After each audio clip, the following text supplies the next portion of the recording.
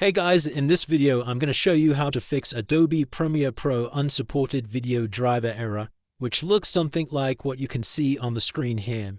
As the error suggests, this message is basically just saying that your current graphics driver is not compatible with Premiere Pro. So let's jump straight into how you can solve this. Now, the first and often most effective way in fixing this is by updating your graphics driver. Now, how you do this depends on what system you're using, but in this example, I'm going to show you how to do it in a Windows 10 computer.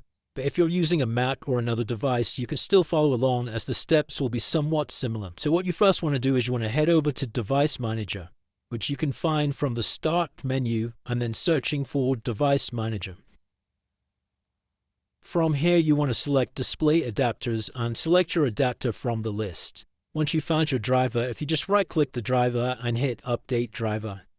After you've selected that, the Windows Driver Update window will be launched, and here you will need to select Automatic option in the prompt. Simply follow the instructions on the screen to finish the process. As you can see on my computer, the drivers are already up to date. Now, to take this a step further, as occasionally Windows won't be able to detect the outdated drivers, you need to download a tool called Advanced Driver Updater, which I will leave a link to in the description below. After you've downloaded and launched the tool, you will see all of the outdated drivers here. All you need to do now is select the driver that you want to update and select Update Driver. Once the tool has finished updating the driver, you can close the app and then relaunch Adobe Premiere Pro. The issue should now be resolved, but if you still are experiencing problems, the next thing we can do is prioritize our high-performance graphic card to ensure the best performance. This is really simple to do by first pressing the Windows key and the letter I on your keyboard. This will bring up the System Settings menu, and from here you want to scroll down and click the Display option. And then in this window, if you scroll down a bit further where you come to Related Settings, and then click on the Graphics tab. Sometimes Adobe Premiere Pro will appear in this list here, but if not, we can find it by using the Browse feature and searching for the Adobe Premiere Pro extension. So typically this could be found in the C drive, coming to Program Files, Adobe Premiere Pro 2024, and scrolling down and selecting again Adobe Premiere Pro.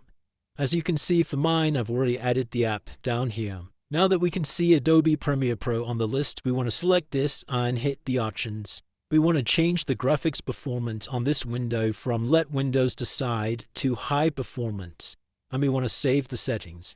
Once you've completed these steps, you can try relaunching Adobe Premiere Pro to see if that fixes the issue.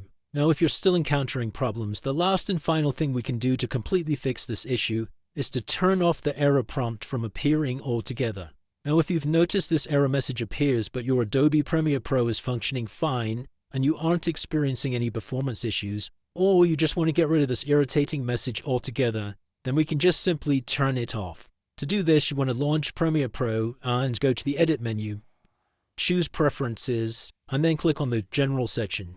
And then from here, we want to unmark the tick box where it says Show System Compatibility Issues at Startup, and press OK.